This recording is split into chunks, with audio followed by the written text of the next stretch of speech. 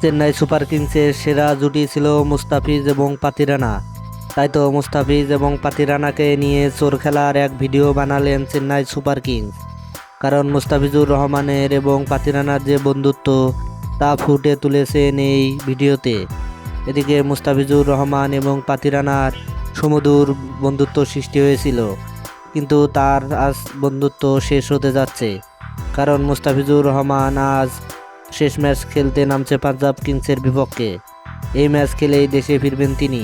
এদিকে ডিজে ব্রাভোর প্রিয় পাত্র হয়ে উঠেছিলেন কাটার মাস্টার মুস্তাফিজুর রহমান, কিন্তু মুস্তাফিজুর রহমান চলে আসায় মন খারাপ তারও।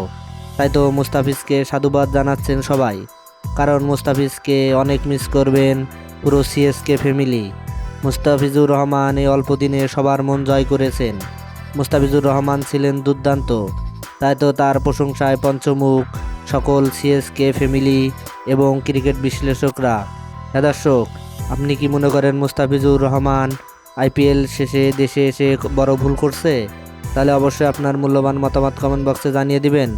ধন্যবাদ। আল্লাহ হাফেজ।